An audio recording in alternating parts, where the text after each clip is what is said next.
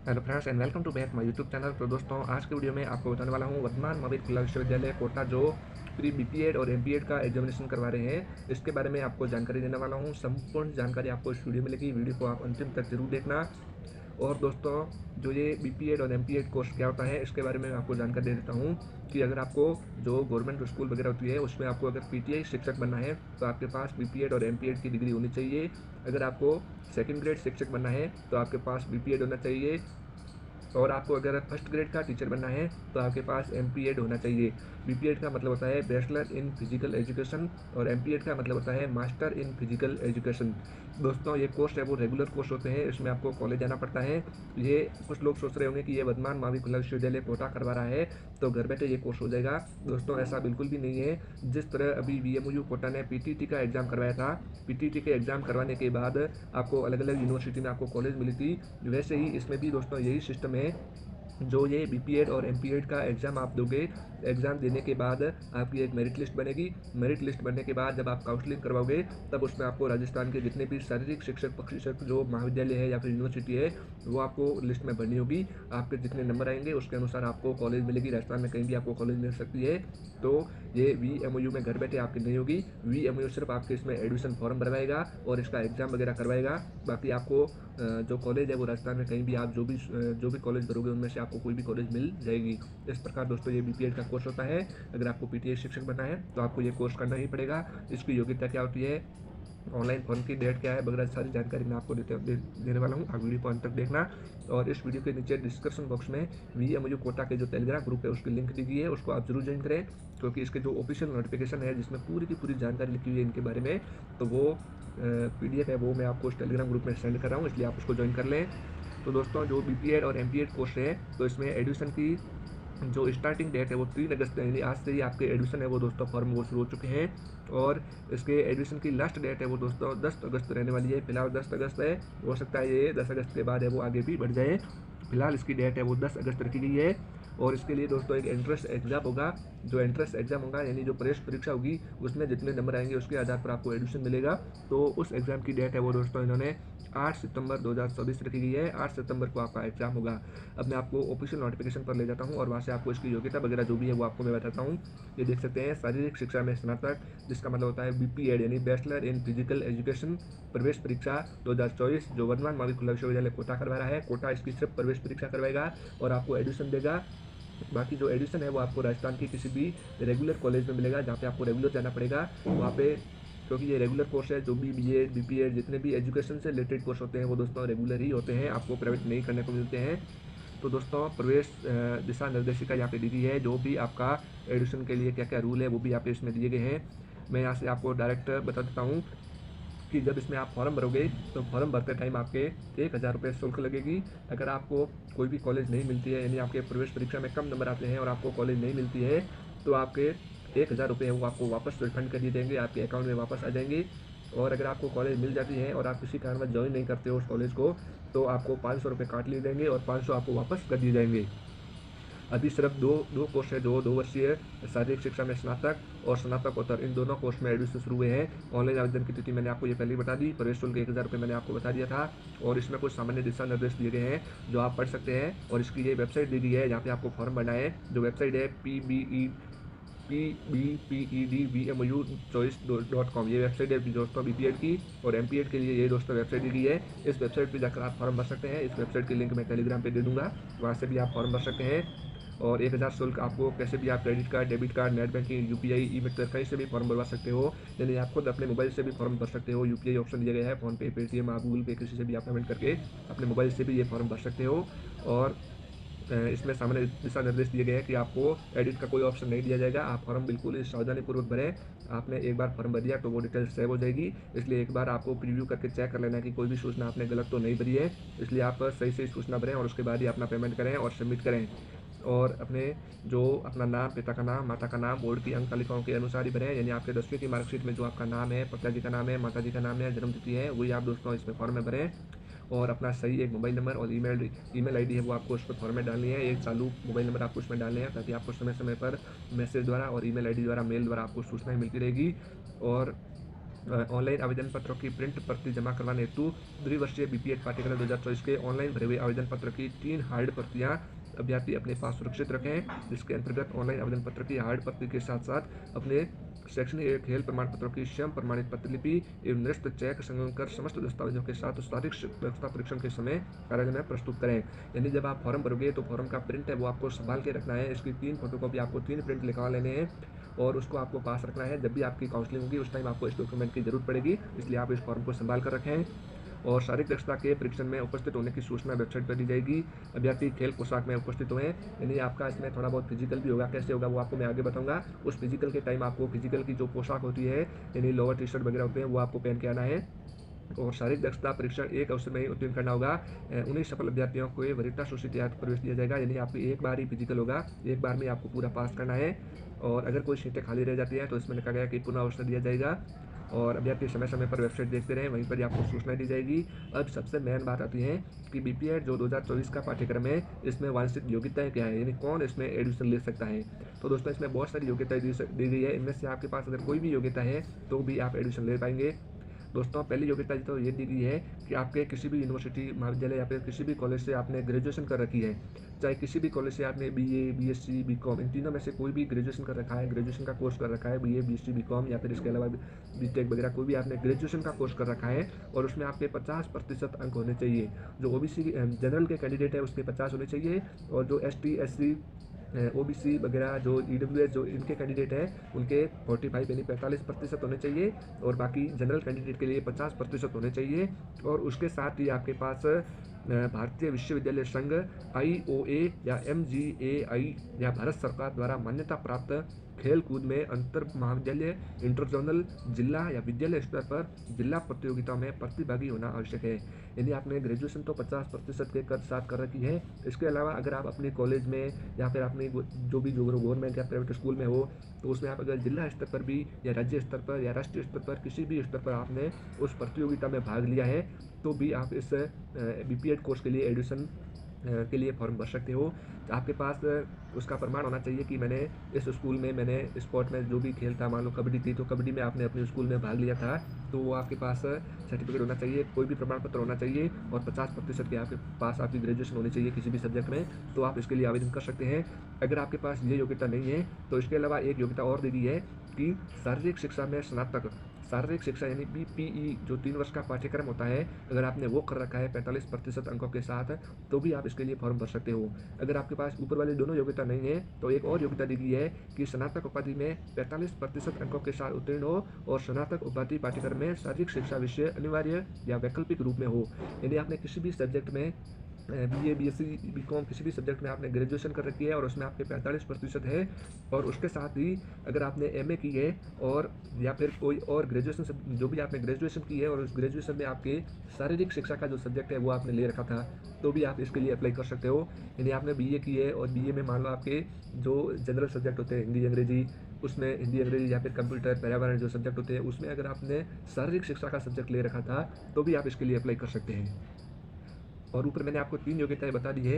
अगर इन तीनों योग्यताएं ऊपर वाली आपके पास नहीं है तो इसके अलावा एक और योग्यता दी गई है कि स्नातक उपाधि में 45% आपके होने चाहिए, यानी BA, BSc, बीकॉम आपके किसी भी सब्जेक्ट में 45% होनी चाहिए, और उसके अलावा उसके साथ आपके किसी भी भारतीय विश्वविद्यालय संघ या IOA, MGSAFI भारत सरकार द्वारा मान्यता प्राप्त खेल कूद में अंतर महाविद्यालय, इंटरजोनल या विद्यालय स्तर पर जिला प्रतियोगिताओं में प्रथम, द्वितीय व तृतीय स्थान प्राप्त किया हो। इसका सीधा मतलब है कि आपने अगर BA, BSc, बीकॉम 45% अंकों के साथ किसी भी सब्जेक्ट में पास कर ली और उसके अलावा किसी भी मान्यता प्राप्त संस्थान जैसे आपने विद्यालय स्तर या जिला स्तर या इंटरजोनल या अपने कॉलेज में कहीं भी आपने कोई जिला प्रतियोगिता खेली है खेलकूद में और उसमें अगर आप प्रथम, द्वितीय या तृतीय स्थान तक आए हो तो भी आप इसके लिए आवेदन कर सकते हो। और इसके अलावा एक और योग्यता दी गई है कि अगर आपके पास ऊपर वाली 4 योग्यताएं कोई भी 4 योग्यता है वो आपके पास नहीं है तो आपके पास एक और 5 योग्यता दी गई है कि स्नातक उपाधि उत्तीर्ण एवं अंतर्राष्ट्रीय प्रतियोगिताओं में प्रतिभागी अथवा भारतीय विश्वविद्यालय संघ भारत सरकार द्वारा मान्यता प्राप्त खेलकूद में राष्ट्रीय अंतरविद्यालय प्रतियोगिता में प्रथम स्तर या द्वितीय स्तर प्राप्त किया हो। यानी कि अगर आपने स्नातक यानी आपने ग्रेजुएशन कर रखी है और उसके साथ ही अगर आपने किसी भी यूनिवर्सिटी में कोई भी खेलकूद प्रतियोगिता हुई थी, उसमें आपने अगर प्रथम या द्वितीय स्थान प्राप्त किया हो तो भी आप इसके लिए आवेदन कर सकते हैं।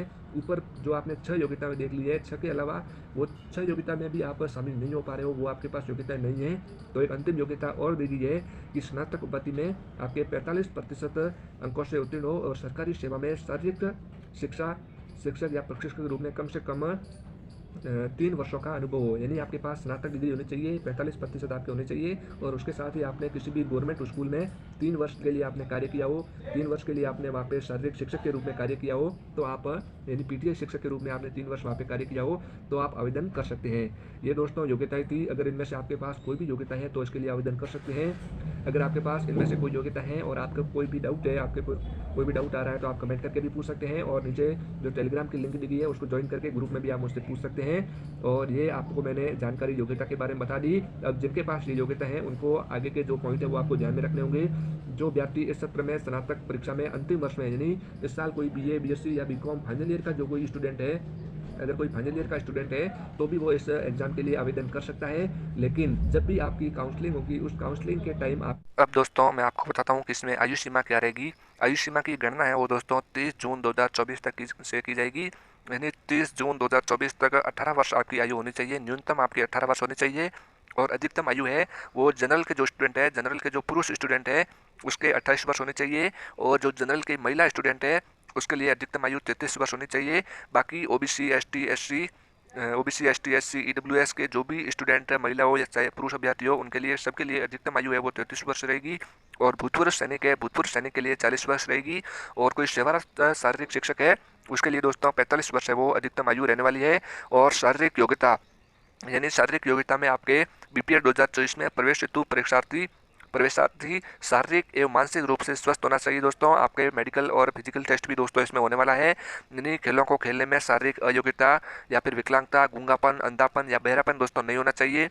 स्वास्थ्य एवं शारीरिक दक्षता प्रमाण पत्र है वो आपको किसी भी सरकारी चिकित्सक द्वारा प्रमाणित करवाकर फॉर्म के साथ जमा करवाना है। यानी किसी भी डॉक्टर है जो गवर्नमेंट डॉक्टर है उसके साथ आपको प्रमाणित करवाकर जो स्वास्थ्य एवं शारीरिक दक्षता का जो सर्टिफिकेट होता है, मेडिकल सर्टिफिकेट होता है, उसमें आपको मतलब ये बताना होगा कि आप पे विकलांग नहीं हो, गूंगापन, अंधापन या बहरापन आप में नहीं है, और वो सर्टिफिकेट आपको फॉर्म के साथ जमा करवाना है। और महिला परीक्षार्थी शारीरिक दक्षता परीक्षण एवं संपूर्ण पाठ्यक्रम के दौरान गर्भावस्था में नहीं होनी चाहिए। यानी जो लेडीज़ प्रेग्नेंट है वो दोस्तों आवेदन न करें, क्योंकि प्रेग्नेंट के टाइम आपका शारीरिक दक्षता यानी जो आपकी इसमें थोड़ी बहुत दौड़ करवाई जाएगी वो दौड़ वगैरह आपके लिए नहीं होगी, तो इसलिए आप आवेदन न करें। उक्त योग्यता होने पर अभ्यर्थी प्रवेश हेतु पात्र नहीं होगा एवं प्रशिक्षण के दौरान उक्त अयोग्यता होने पर प्रवेश सेवा आपका निरस्त कर दिया जाएगा। तो इसमें स्पष्ट लिखा हुआ है कि महिला परीक्षार्थी शारीरिक दक्षता परीक्षण एवं संपूर्ण पाठ्यक्रम के दौरान गर्भावस्था में नहीं होनी चाहिए।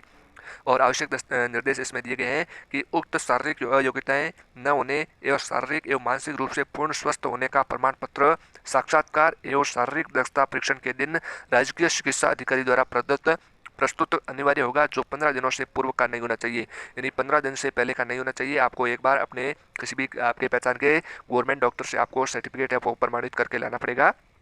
और बीपीएड 2024 पाठ्यक्रम की चयन हेतु प्रक्रिया दी गई है। यानी आपको इसमें टोटल 3 चरणों में आपका एडमिशन होगा। पहले चरण में आपके लिए एक प्रवेश परीक्षा होगी, 100 अंक का आपका एक पेपर होगा। उसमें जो पास होंगे उसमें 3 गुना अभ्यर्थियों को लिया जाएगा और 3 गुना अभ्यर्थियों के लिए एक सेकंड चरण होगा। सेकंड चरण में आपकी शारीरिक दक्षता होगी। शारीरिक दक्षता में आपके लिए दौड़ करवाई जाएगी, कितनी दौड़ होगी वो आपको मैं आगे बताने वाला हूँ। और तीसरे चरण में आपके डॉक्यूमेंट की चेक की जाएगी, यानी डॉक्यूमेंट को आपको चेक किया जाएगा और उसमें आपके मेरिट बनेगी और उसके आधार पर आपको परसेंटेज दिया जाएगा। दोस्तों आप जो एंट्रेंस एग्ज़ाम होता है उसको एंट्रेंस एग्जाम जो इतना होता है उसमें आपको ज़्यादा लोड लेने की ज़रूरत नहीं है, क्योंकि इसमें आपके 20% मार्क है वो जुड़ेंगे, ज़्यादा उसके नंबर नहीं जुड़ेंगे।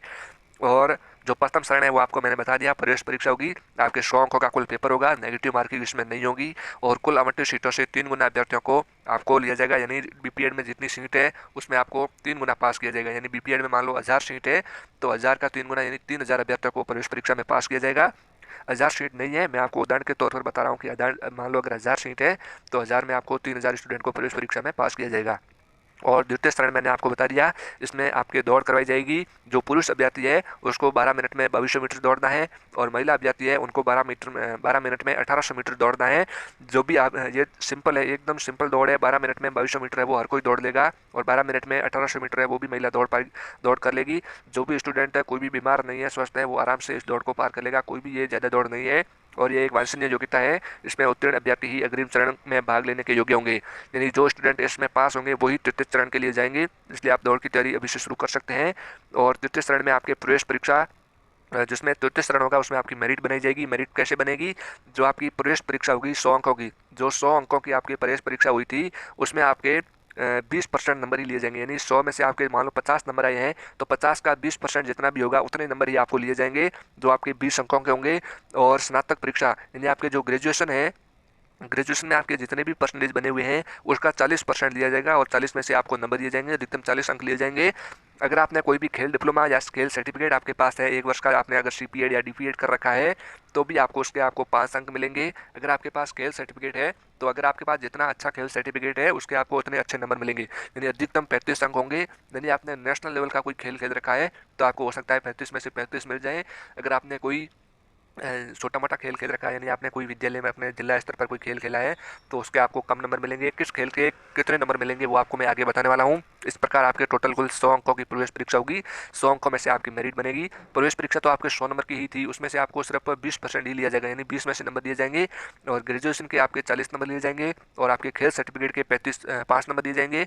और जो खेल आपके पास सर्टिफिकेट है उनमें से आपको 35 अंकों में से नंबर दिए जाएंगे। इस प्रकार आपको 100 में से कुल मेरिट बनेगी। और आपकी जो प्रवेश परीक्षा यानी जो एंट्रेंस एग्जाम होगा, वो आपके प्रश्नों की संख्या उसमें कुल 100 होगी। आपको 90 मिनट का टाइम दिया जाएगा। प्रत्येक प्रश्न 1 अंक का होगा और टोटल पेपर 100 नंबर का होगा। और माइनस मार्किंग इसमें नहीं है, यानी आपने कोई गलत प्रश्न कर दिया है तो उसका आपका नंबर नहीं काटा जाएगा। परीक्षा का माध्यम है वो हिंदी और इंग्लिश दोनों माध्यम में होगा।